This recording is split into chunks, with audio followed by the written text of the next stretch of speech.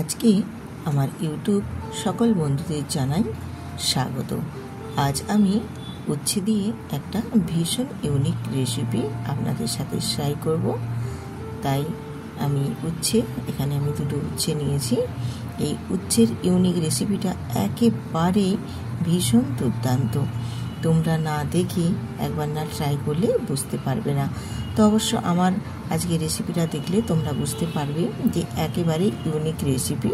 তো রেসিপিটা কিন্তু ভীষণ অপূর্ব। তা আমি এখানে দুটো উচ্ছে নিয়েছি। আমার পরিমাণ মতো যতটা বাড়ির মেম্বার আমি সেই মতো এখানে দুটো উচ্ছে নিয়েছি। তোমরা তোমাদের মেম্বার অনুযায়ী বাড়িয়ে নেবে। তো আমি এখানে উচ্ছেগুলোকে দেখো খুব ভালোভাবে আগে ধুয়ে নিয়েছি। ধুয়ে নিয়ে উচ্ছেগুলোকে আমি মাছ বরাবর মধ্যিখান থেকে কেটে নিয়েছি। কেটে নিয়ে এবারে আমি উচ্ছের বীজগুলোকে ঠিক একটা চামচ দিয়ে এইভাবে বার করে নেব। তো ঠিক দেখো নৌকের মতো লাগছে, দুপাশটাই সরু, মধ্যিখানটা যেন একদম নৌকের মতো খোলামেলা। তো যাই হোক দেখো আমি উচ্ছেগুলোকে খুব ভালোভাবে কেটে নিয়েছি। আর এদিকে মসুর ডাল 4 চামচ আমি ভিজিয়ে রেখেছিলাম 2 ঘন্টা। খুব ভালোভাবে ধুয়ে এটা ভিজিয়ে রেখেছিলাম, ভিজে গেছে। আমি এবার মসুর ডালটাকে পেস্ট বানিয়ে রেডি করে নেব। আর এপাশে উচ্ছেটাতে নুন হলুদ ভালোভাবে আমি লাগিয়ে নেব। তো নুন হলুদটা কিন্তু উচ্ছের গায়ে আগে থেকে লাগানো যাবে না, সমস্ত কিছু রেডি করে নিয়ে তারপর লাগাতে হবে। তার কারণ উচ্ছেগুলো আগে থেকে নুন হলুদ মাখিয়ে রেখে দিলে কি হবে, উচ্ছেটা নরম হয়ে যাবে, তখন কিন্তু রেসিপিটা বানানোর ক্ষেত্রে অসুবিধে হতে পারে। তার জন্য উচ্ছেগুলোকে একদম সমস্ত রেডি করে নিয়ে তারপর নুন হলুদ মাখিয়ে নেব। আর এই পাশে আমি মসুর ডালটাও বেটে রেডি করে নিয়েছি। আর আমার এখানে দেখো একটা পাকা উচ্ছে আছে, এতে কোনো অসুবিধে হবে না। পাকা কাঁচা দুই দিয়েই কিন্তু বানানো যায় এই রেসিপিটা। আর মসুর ডালটা আমি এখানে বেটে রেডি করে নিয়েছি। এর মধ্যে দিলাম স্বাদ মতো লবণ আর হলুদের গুঁড়ো। আর এখানে কোনো কিছু আমি অ্যাড করব না। দিয়ে মসুর ডালটা খুব ভালোভাবে ফেটিয়ে নুন হলুদটা মাখিয়ে নিতে হবে। তো মোটামুটি আমার নুন হলুদটা মাখিয়ে রেডি করে নিয়েছি। এবারে আমি চলে যাব উচ্ছে আর মসুর ডাল দুটোই নিয়ে। এবার মসুর ডাল আর উচ্ছেটা দুটোকেই আমি নিয়েছি।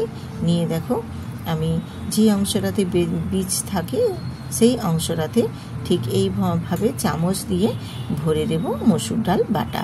মসুর ডালটা বাটাটা দিয়ে দেখো আমি যে নৌকোর ভেতরের যে অংশটা থাকে সেই এরকম মানে এটাতে পুরটা ভরে রেডি করে দিলাম। যেখানটায় বীজ থাকে সেই জায়গাটাতেই আমি তো বীজ বার করে দিয়েছি, দিয়ে তো পুরো ফাঁকা হয়ে গেছে। ওই অংশটাতেই আমি কি করছি, এখানে মসুর ডালের বাটাটা দিয়ে ভরিয়ে দিলাম পুরো। দেখতে কিন্তু ভারী সুন্দর হয়েছে। দেখুন এইভাবে চামচ দিয়ে দিয়ে বেশ সুন্দর করে আমি পুরটা ভরে রেডি করে নিচ্ছি। আমি রূপা ব্লগ রূপা চ্যানেলে আপনাদের সবাইকে স্বাগত জানাই। সবাইকে স্বাগত জানিয়ে রেসিপি শুরু করেছি। রেসিপিটা কেমন লাগে তোমরা রেসিপিটা দেখে আমাকে সুন্দর করে একটা কমেন্ট করে দিও। আর ভিডিওটি দেখা শুরুতেই আগে একটি লাইক দিয়ে দিন। আর যদি মনে হয় রেসিপিটা সুন্দর হয়েছে তাহলে বন্ধুদের সাথে শেয়ার করে আমার পাশে থেকো। দেখতে কিন্তু ভারী সুন্দর লাগছে। দেখুন পুর ভরা উচ্ছে ভীষণ দুর্দান্ত হয়েছে, দেখতে ভারী সুন্দর। রেসিপিটাও কিন্তু ভীষণ সুন্দর। তোমরা দেখো, তোমাদের ভালো লাগবে। এবার আমি চলে এসেছি একদম গ্যাসেতে। গ্যাসটা অন করে কড়াই বসিয়ে পরিমাণ মতো তেল দিয়ে দিয়েছি পুর ভরা উচ্ছেগুলো আমি ভেজে নেওয়ার জন্য। আর এদিকে দেখো তেলটা কিন্তু বেশ ভালো মতো একটু গরম করে নিতে হবে। তার কারণ উচ্ছেগুলো না হলে ভেজে নেওয়ার সময় মসুর ডালটা কড়াইয়ে লেগে যেতে পারে। তো তার জন্য তেলটা খুব ভালো মতো গরম করে নিলে তাহলে আর কড়াইয়ের গায়ে চিটিয়ে যাবে না, একদমই খুব সুন্দরভাবে ভাজা হবে। দিয়ে এবারে যেই পাশটা মসুর ডালটা আছে ওই দিকটাতে দিয়ে ভেজে নিতে হবে। তো আমার একটা দেখো ভাজা হয়ে গেছে একদিক, আরেক দিক আমি উল্টে উচ্ছের দিকটা ভেজে নেব। আর উচ্ছে একটু তেলের মধ্যে খুব ভালোভাবে ভেজে ছেঁকে নিলে কি হয়, উচ্ছের তেতো ভাবটা কিন্তু অনেকটাই চলে যায়, খেতে কিন্তু তখন ভীষণ ভালো লাগে। দিয়ে আমি দুপাশটায় দেখো উল্টে দিলাম। দেখতে কিন্তু ভারী সুন্দর লাগছে। দেখো একেবারেই উচ্ছের একটা ইউনিক রেসিপি। আমার মনে হয় আমার যেসব পরিচিত বন্ধুরা আছে তারা কিন্তু এখনও এই রেসিপিটা মনে হয় ট্রাই করা হয়নি। তো আমার এই আজকে উচ্ছের রেসিপি, ইউনিক রেসিপিটা দেখে তোমরা ট্রাই করো। আশা করছি তোমাদের ভীষণ ভীষণ ভালো লাগবে। এতটাই টেস্টি মানে টেস্টিও যেমনি, দেখতেও তেমনি, খেতেও কিন্তু অপূর্ব হয়েছিল। উচ্ছে বলে মনেই হচ্ছিল না, এত টেস্টফুল এই উচ্ছে রেসিপিটা। একবার বানাও, বানালেই বুঝতে পারবে যে দিদিভাই একটুও মিথ্যে কথা বলছে না, সম্পূর্ণটাই একদম সত্য কথা। এত টেস্টফুল হয়েছিল, কি বলবো তোমাদের। তো উচ্ছেগুলো দেখো মোটামুটি আমার ভাজা হয়ে গেছে। মসুর ডালের ভেতরে পুরটাও রয়েছে, একটুও বেরিয়ে যায়নি। দেখো খুব সুন্দরভাবে একদম মসুর ডালটাও যেমনি ভাজা হয়েছে, উচ্ছেগুলোও কিন্তু সেমনি সুন্দরভাবে ভাজা হয়ে গেছে। ভেজে তুলে নিয়েছি দেখো খুব সুন্দরভাবে। এবারে আমি ওই তেলের মধ্যেই দিয়ে দেব রাই সর্ষে, মানে যেটাকে আমরা কালো সর্ষে বলি, রাই সর্ষে। আর দিয়ে দেব একটা শুকনো লঙ্কা, দিয়ে খুব ভালোভাবে একটু নাড়াচাড়া করে ভেজে নেব। যখন দেখবে সর্ষেটা ভাজা হয়ে যাবে, তখন ফটফট করে ছিটকে ছিটকে পড়বে, তখন জানবে বেশ সর্ষেটা ভাজা হয়ে গেছে। এবারে আমি এখানে মশলা হিসেবে ব্যবহার করেছি সাদা সর্ষে আর গোটা জিরে আর দুটো কাঁচা লঙ্কা দিয়ে একটা পেস্ট বানিয়ে নিয়েছিলাম, সেই মশলাটাই এখানে দেব। আর কিন্তু এক্সট্রা কোনো মশলা এখানে দেওয়ার দরকার নেই। সাদা সর্ষে, জিরে আর কাঁচা লঙ্কা বাটা দিয়ে একটু আমি অল্প জল দিয়ে একটু মশলাটা কষিয়ে নেব, যাতে করে না কড়াই মশলাটা লেগে যায়। আর দিয়ে দেব গুঁড়ো মশলা, এখানে ব্যবহার করেছি কাশ্মীরি লঙ্কার গুঁড়ো আর হলুদ গুঁড়ো, আর কোনো কিছুই গুঁড়ো মশলাও দেব না। দিয়ে মশলাটা আমি সুন্দর করে বেশ কষিয়ে নেব একটু শুকনো শুকনো করে।